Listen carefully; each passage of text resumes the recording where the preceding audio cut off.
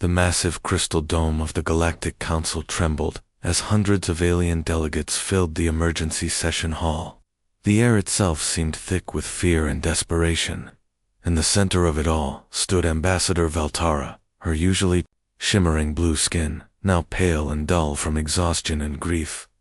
Veltara had once been the pride of the Catharian Alliance, known throughout the galaxy for her diplomatic skills and her people's advanced technology. The Catharians were peaceful by nature, spending their long lives creating beautiful art and developing clean energy systems that powered half the galaxy's trade routes. They had never needed weapons or armies because they had always solved problems with words and wisdom. But words meant nothing to the Torvan Empire.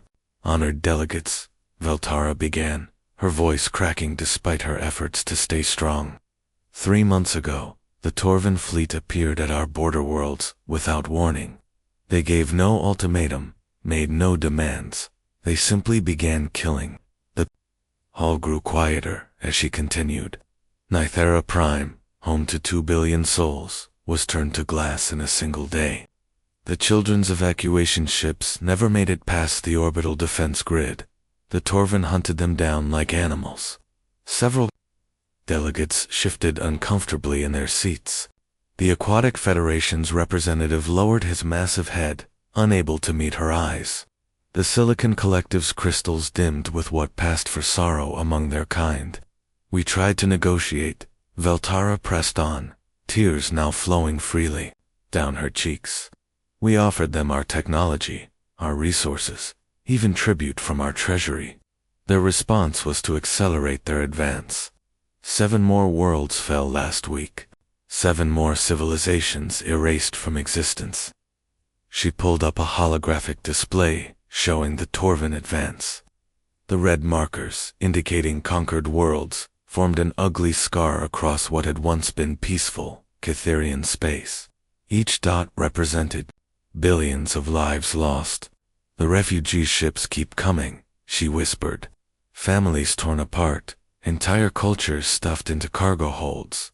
We're running out of places to put them all. Our remaining worlds are overcrowded and starving. The ethereal communion's speaker, a being of pure energy, flickered with agitation. Surely the Galactic Defense Force can intervene. Veltara laughed bitterly. The GDF has 300 ships. The Torvan Empire has 30,000. They've been conquering for centuries, building their war machine by stripping the resources from every world they've taken. Their ships are the size of cities. Their weapons can crack planets open like eggs. What about economic sanctions? Suggested the Trade Guild representative, though his voice lacked conviction, against an empire that takes what it wants by force. They don't trade, they pillage. The hall erupted in nervous chatter as delegates discussed options in hushed tones. Veltara could hear the fear in their voices. Everyone knew that Torvan wouldn't stop with the Catharians. They never did. Once they finished absorbing Catharian technology and resources, they'd move on to the next target. The Peaceful Coalition offered emergency food supplies. The mining consortium promised raw materials for refugee camps. The Academic Union proposed hosting Catharian scholars to preserve their culture. All kind gestures. But none would stop the killing. Then Veltara's eyes fell on the newest section of the council chamber, where 2 figures sat in simple black uniforms. They hadn't spoken during the entire session, just quietly observed while taking notes on primitive paper tablets. The humans. Captain James Mitchell was a compact man, with graying hair and steady gray eyes that seemed to see everything. Commander Lisa Parker sat beside him, younger but with the same focused intensity. They represented Earth, the most recent addition to the Galactic Council, and by far the most controversial. Humans came from what the galaxy classified as a Class 12 death world. Their planet regularly tried to kill them, through ice ages, volcanic eruptions, asteroid impacts, and global pandemics. Most species would have gone extinct within a few generations. Humans had not only survived, but thrived, developing a disturbing talent for warfare in the process. Taking a deep breath, Veltara approached their section. The other delegates watched nervously, knowing humanity's reputation. "Captain Mitchell," she said carefully, "we know your people come from a world that breeds ... survivors. We know you understand conflict in ways the rest of us don't." She paused, choosing her words. "Will you help us?" James looked up from his notes, meeting her desperate gaze with calm assessment. He glanced at Lisa, who gave an almost imperceptible nod. "We'll need 48 hours to mobilize our fleet," he said simply. The entire chamber fell dead silent. Other species needed months of committee meetings, resource allocation debates, and strategic planning sessions before deploying even a single ship. The humans were talking about mobilizing their entire military in 2 days. The die was cast. For better or worse, the Deathworlders were going to war. The command deck of the UES Thunder hummed with quiet activity as Admiral Robert Hayes spread holographic star charts across the central table. The ship itself was a testament to human engineering, thick armor plating that could withstand meteor strikes, gravity systems that ran at Earth-normal crushing force, and weapons designed by a species that had turned warfare into a science. Hayes was a veteran of the Martian colonial wars and the Jupiter mining conflicts. His weathered face bore the scars of vacuum exposure, and his cybernetic left eye could process tactical data faster than most alien computers. He'd spent 30 years fighting humanity's enemies among the stars, but he'd never faced anything quite like this. "Show me what we're dealing with," he said to his senior staff. Colonel Rebecca Santos pulled up the Torvan fleet compositions on the main display. She was Hayes' chief tactical officer, a woman who'd earned her reputation during the brutal asteroid belt campaigns, where split-second decisions meant the difference between victory and becoming space debris. "Look at these formations," she said, highlighting the enemy battle groups. "They're using the same tactics they've used for the past 200 years. Massive dreadnoughts in the center, smaller support ships arranged in perfect geometric patterns. It's textbook intimidation warfare." Lieutenant Commander David Cross, the fleet's intelligence officer, nodded in agreement. "They fight like bullies, sir. They show up with overwhelming numbers, blast everything in sight, then move on to the next target. They've never had to adapt, because nobody's ever made them fight for real." Hayes studied the enemy ship designs with a critical eye. The Torvan vessels were impressive-looking, sleek, massive constructions bristling with energy weapons. But to his experienced gaze, they looked more like ceremonial parade floats than actual warships. "Their armor is designed to look intimidating, not to actually protect vital systems," he observed. "And those weapon placements, they're optimized for bombarding defenseless planets, not ship-to-ship combat." "That's not even the best part," Cross continued, pulling up supply route data. "Their logistics are a nightmare. They're operating at the very edge of their supply lines, counting on capturing Catherian resources to fuel their next advance. They expect this campaign to be over in weeks." Santos laughed coldly. "They're about to get a very rude awakening. When was the last time the Torvan fought an enemy that actually shot back?" "According to our intelligence, never," Cross replied. "Every species they've conquered was either completely peaceful or had such primitive weapons that Torvan shields could ignore them entirely." Hayes walked to the viewport, looking out at the stars that stretched toward Catherian space. Somewhere out there, innocent people were dying while an entire galaxy wrung its hands in debated committee formations. It made his blood boil. "They've built their entire military doctrine around fighting helpless civilians," he said quietly.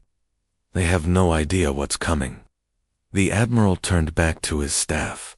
These were people who'd grown up on a world where hurricanes could flatten cities, where earthquakes could split continents, where ice ages could freeze entire civilizations. They'd learned to fight not just alien enemies, but nature itself, and nature was the most ruthless opponent of all. "Pull up our fleet roster," Hayes ordered. The display showed the pride of humanity's military ships with names like Indomitable, Relentless, defiant. Each one was built in Earth's orbital shipyards, designed to operate in conditions that would kill the crews of any other species. The artificial gravity ran at 1 g, crushing force by galactic standards. The acceleration couches were built to handle turns that would pulp alien bodies. The Fifth Fleet is our rapid response force, Santos noted. 37 ships, all built for high-acceleration combat. Every crew member is a veteran of at least 2 major campaigns, and every single one of them grew up on a world that tried to kill them from birth, Cross added with grim satisfaction. Hayes made his decision. Deploy the Fifth Fleet. Full Deathworlder protocols. No holding back. No attempts to minimize casualties among enemy forces. The Torvin want to play extinction games. We'll show them what extinction looks like. The bridge crew moved with practiced efficiency, sending encrypted messages to fleet commanders throughout human space. Within hours, ships began powering up, their drives and loading ammunition that could crack open asteroids. Admiral Santos asked, "What about collateral damage? The other galactic species get nervous when we use our full capabilities." Hayes smiled grimly. The galaxy asked for our help. They're about to get exactly what they asked for. The Torvin have been operating under the assumption that civilized species fight with one hand tied behind their backs. They're about to discover what happens when you threaten a species that doesn't believe in fighting fair. The countdown began. In 36 hours, human ships would jump into Catharian space, carrying weapons designed by survivors of humanity's bloodiest wars. The galaxy was about to learn why Earth was classified as a Class 12 death world, and why humans were the only species crazy enough to call such a hellish place home. The Torvin siege fleets stretched across the void like a constellation of death, their massive ships casting shadows over the blue-green world of Catharia Prime. Fleet Commander Sethmer stood on the bridge of his flagship Eternal Dominion, watching with satisfaction as his bombardment vessels moved into position. In a few hours, another world would burn, and another species would be erased from the galaxy. Zethmer was a veteran of 47 planetary conquests. He'd turned entire civilizations to ash and glass, collecting their technologies and resources for the glory of the Torvin Empire. His ships were the size of cities, armed with plasma cannons that could melt continents. No force in the galaxy could stand against him. "Sir, we're detecting hyperspace distortions," reported his sensor officer, a young Torvin with the ritual scars of a military academy graduate. "Probably more refugee ships trying to escape," Zethmer replied dismissively. "Let them run. It makes the conquest more amusing when survivors spread tales of our power. But when the hyperspace tears opened, what emerged wasn't fleeing civilians. 37 human warships dropped out of faster-than-light travel, with perfect military precision, their formation tight and disciplined. They were smaller than Torvin vessels, but there was something unsettling about their dark hulls and angular designs. Zethmer had heard rumors about the humans, the newest species to join the Galactic Council, survivors from some backwards death world on the galaxy's rim. He'd dismissed them as primitives playing at civilization. Their ships looked crude compared to elegant Torvin engineering, all sharp angles and heavy armor instead of graceful curves. "Unknown vessels," he transmitted, with the arrogance of someone who'd never met meaningful resistance. "You are interfering with a lawful conquest. Withdraw immediately, or face destruction." The response came from the lead human destroyer, its hull scarred by what looked like meteor impacts. The voice was female, calm, and absolutely cold. "This is Captain Helen Watson of the UES Relentless. Your lawful conquest ends now.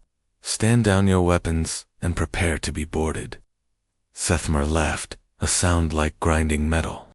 "You dare threaten us with 30 ships against 300? Your species must be as stupid as they are ugly." Watson's reply was a single word that would haunt Torvin nightmares for generations. Negative. What happened next shattered every assumption the galaxy had about human capabilities. The human fleet didn't charge in recklessly like the barbarians Zethmer expected. Instead, they moved with a precision that seemed almost supernatural, their ships dancing through space in formations that defied belief. The Relentless accelerated at nearly 10 gravities, a crushing force that would have turned any alien crew into paste against their bulkheads. But Watson's crew didn't just survive. They fought at peak efficiency while enduring acceleration that should have been impossible. "How are they still conscious?" gasped Zethmer's tactical officer, watching the sensor readings with growing horror. Commander Tony Bradley's fighter squadron launched from the human carriers, 60 small craft that moved like angry hornets around the Torvin formation. Bradley himself pulled a turn that registered 23 gravities on Torvin sensors, a maneuver that should have killed him instantly. Instead, his voice came over the comm channels clear and focused as he coordinated attack runs against Torvin. "Weak points. Phoenix Squadron, target their sensor arrays. Griffin Squadron, those engine clusters look vulnerable. Let's show these bullies what real pilots can do." The Torvin energy weapons, designed to overwhelm enemy shields through sheer power, proved almost useless against human armor. Lieutenant Beth Foster's heavy cruiser Hammer took a direct hit from a plasma cannon that could have vaporized a mountain, shrugged it off, and returned fire with kinetic projectiles that punched through Torvin's shields like they were made of paper. Impossible. Zethmer snarled, watching his perfect formation crumble. "Our weapons are supposed to be unstoppable." "Sir, their armor seems to be designed for impacts," his weapons officer reported, panic creeping into his voice.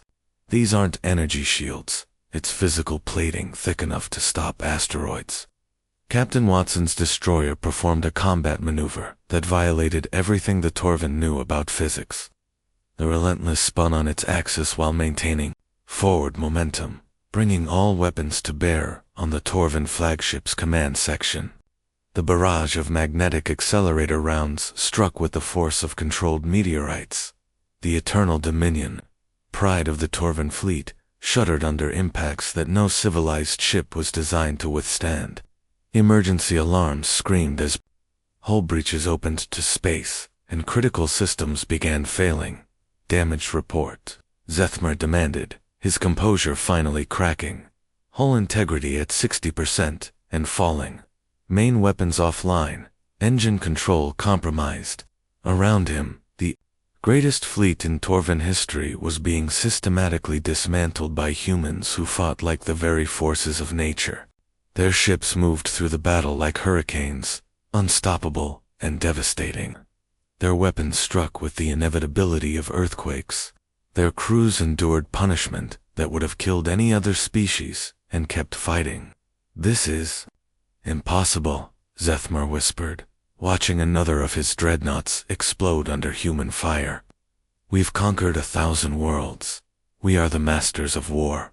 Watson's voice came over the general comm channel, broadcasting to every ship in both fleets. "You've spent centuries picking on the defenseless. Today you meet people who actually fight back. This is your only warning. Surrender now, or learn why Earth is classified as a death world," as if to punctuate her words. Commander Bradley's fighters completed their strafing run on the Torvin supply ships, turning the logistics vessels into expanding clouds of debris. 3 hours after the battle began, Fleet Commander Zethmer gave the order he'd never imagined he'd have to give. "All ships, withdraw immediately. Emergency jump to Rally Point 7. The mighty Torvin fleet, which had never retreated in 2 centuries of conquest, fled from 37 human ships like children, running from a thunderstorm. The news hit the galactic communication networks like a shockwave that traveled faster than light itself. Within hours of the Battle of Cytheria Prime, every species in the galaxy knew the impossible had happened. The mighty Torvin fleet had been defeated by a handful of human ships on trading stations across the Outer Rim. Alien merchants gathered around news feeds with expressions of disbelief. The holographic recordings showed Torvin dreadnoughts, ships the size of cities, fleeing from human destroyers that looked like toys in comparison. But the sensor data didn't lie. 37 human vessels had routed 300 Torvan warships in less than 3 hours. The Aquatic Federation was the first to respond. Their ambassador to the Galactic Council sent an encrypted message directly to Admiral Hayes aboard the Thunder. Request immediate military consultation. The Torvan have threatened our outer colonies for decades. We need to learn how you fight. Similar messages flooded human communication channels from across the galaxy. The Silicon Collective wanted tactical advisors. The Peaceful Coalition begged for defensive strategies. Even the proud Crystalline hierarchy swallowed their arrogance and asked for help preparing their worlds against Torvan retaliation. But the most dramatic change happened among the Catharians themselves. Ambassador Valterra had returned to her. People transformed. The desperate, broken diplomat who'd pleaded for help was gone, replaced by a leader who'd seen what was possible when someone actually fought back. My people, she broadcast to the refugee camps and hidden settlements throughout their remaining territory. We have spent too long running and hiding. The humans have shown us that the Torvan can be beaten. It's time we remembered who we are. Colonel Rebecca Santos arrived on New Catheria aboard a human transport, carrying weapons and training manuals that had been classified above top secret. She found a species rapidly rediscovering their courage. We need to establish resistance cells on every occupied world, she explained to Valterra and her military advisors. Hit their supply convoys, disrupt their communications, make them afraid to leave their fortified positions. The Catherians proved to be quick learners. Their natural intelligence and advanced technology, combined with human tactical knowledge, created a deadly combination. Within weeks, Torvan garrison forces were reporting mysterious equipment failures, supply shortages, and coordinated attacks by rebels who seemed to appear from nowhere. Other species took notice. The mining consortium began fortifying their asteroid bases using human defensive designs. The trade guild hired human mercenaries to protect their shipping lanes. Across the galaxy, civilizations that had cowered in fear for centuries were suddenly standing up to Torvan intimidation. But Emperor Vashto was not about to let his empire crumble without a fight. In the deepest vaults, beneath the Torvan capital world, ancient weapons were being awakened, devices so terrible that even his own military commanders feared to use them. My Emperor, General Corthan said nervously, the planet crackers have not been deployed in over 1,000 years. The energy requirements alone will drain half our fleet's power cores. Vashtal's eyes burned with the fury of a ruler watching his perfect empire collapse. Then we drain them. I will not be remembered as the emperor who lost to a pack of primitives from a backwater death world. Activate the Devastators. The Devastator weapons were relics from the Torvan's ancient past, built during their first conquest campaigns when they'd encountered species that actually fought back. Each device was the size of a small moon, capable of generating gravitational distortions that could literally tear a planet apart from the inside. Intelligence reports reached Admiral Hayes within days. The human spy networks, established during decades of careful galactic diplomacy, had infiltrated even the highest levels of Torvan society. When the data crossed his desk, Hayes felt a chill that had nothing to do with the ship's climate control. They're really going to do it? He said quietly, studying the technical specifications. They'd rather commit genocide than admit they can be beaten. Commander David Cross, his intelligence chief, looked pale as he reviewed the reports. Sir, these weapons could sterilize every Catherian world simultaneously. We're talking about the extinction of an entire species. Hayes was quiet for a long moment, thinking about the implications. The Torvan were escalating beyond conventional warfare into something that threatened the very foundations of galactic civilization. But then, humans had always been good at escalation. They want to play extinction games, he said finally. Fine. Initiate Project Prometheus. Cross actually took a step backward. Sir, the Prometheus array has never been tested in actual combat conditions. The theoretical models suggested could work, but the power requirements alone. Commander Hayes interrupted, his voice carrying the cold certainty of someone who'd grown up on a world that regularly tried to kill its inhabitants. Earth has survived 6 mass extinction events, asteroid impacts, volcanic supereruptions, ice ages, gamma-ray bursts. Our planet has thrown everything possible at us, and we're still here. He pulled up classified schematics on his personal display, showing weapon systems that existed only in humanity's deepest military secrets. We don't just survive catastrophes, Hayes continued. We study them, understand them, and figure out how to use them as weapons.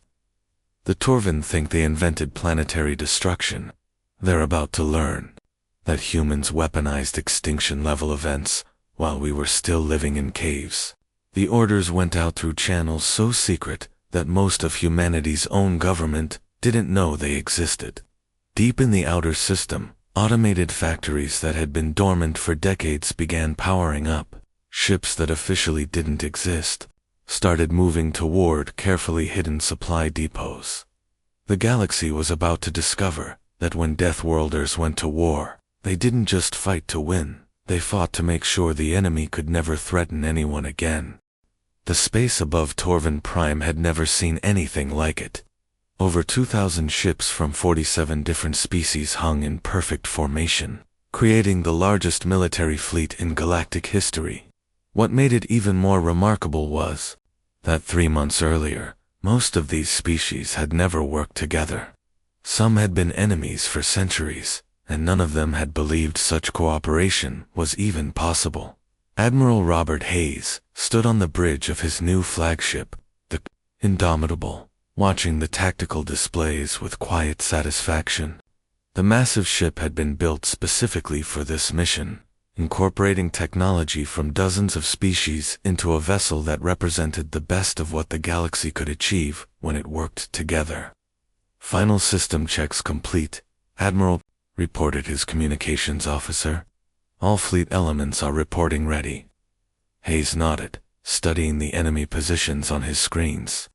The Torvin had pulled back their entire military to defend their capital world, creating a defensive formation that should have been impregnable. Over 5,000 ships surrounded the planet in layered defensive spheres, with their most powerful vessels forming an inner ring around the massive orbital stations that served as command centers. But Hayes wasn't looking at an impregnable defense. He was looking at a target-rich environment where every enemy ship was exactly where he wanted them to be. Admiral, came a melodic voice from the crystalline communication array. The architects are ready to provide computational support. The Silicon Collective had developed quantum processing systems that could calculate battle scenarios millions of times faster than any biological brain. Gas giant sensor networks are online, added another voice, this one with the deep harmonics of the atmospheric dwellers.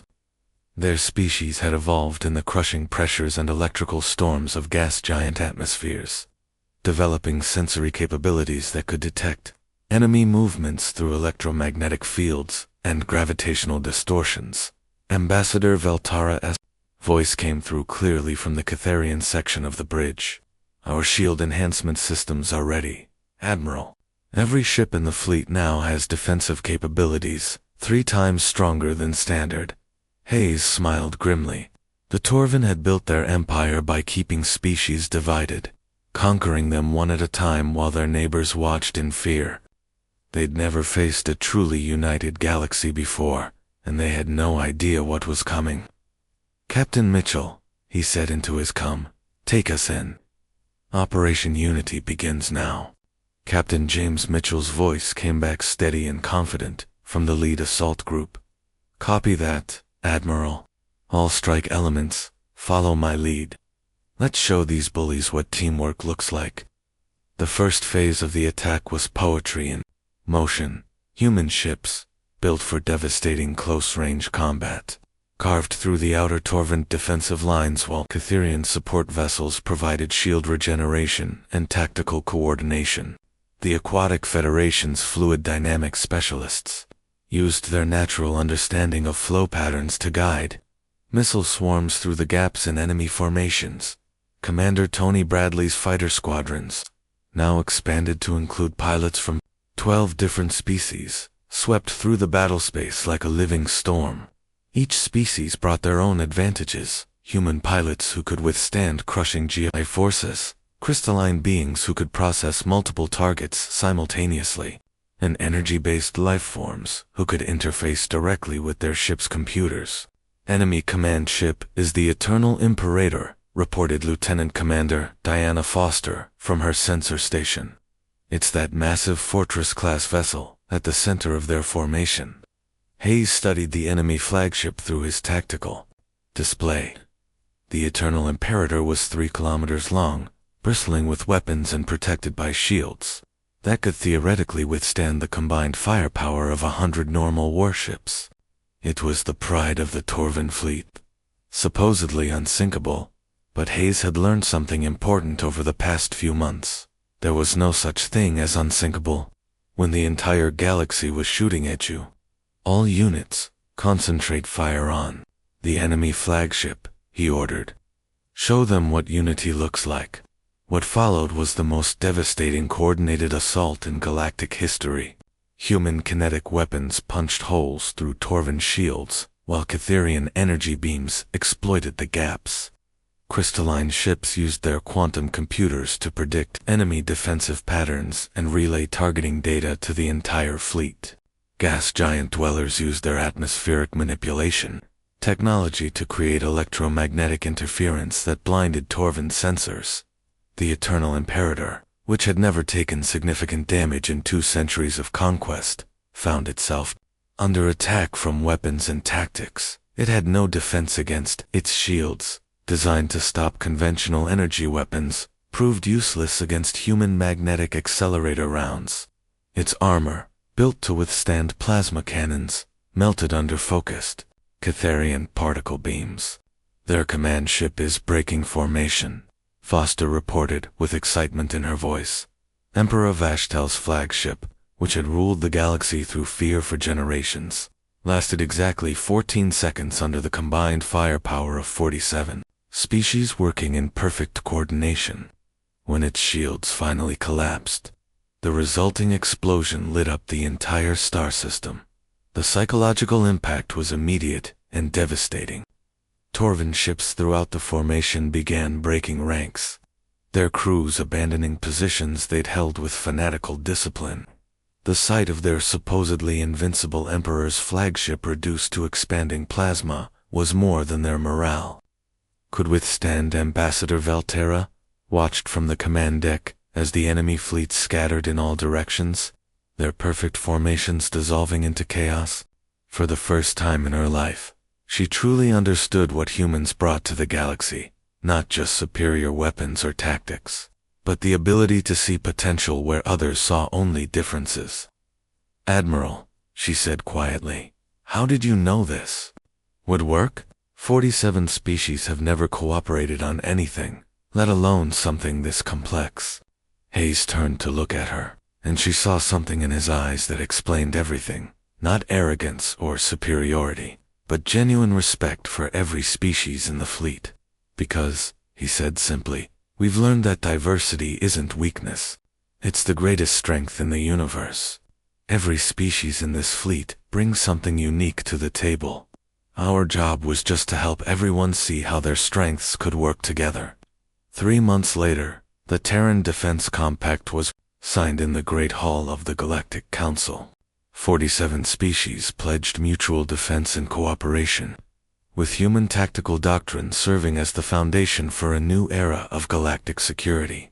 The ceremony was simple, but profound.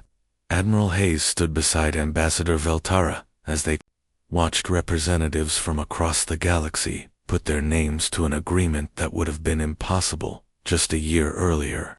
"Thank you, Valterra," whispered, her voice full of emotion.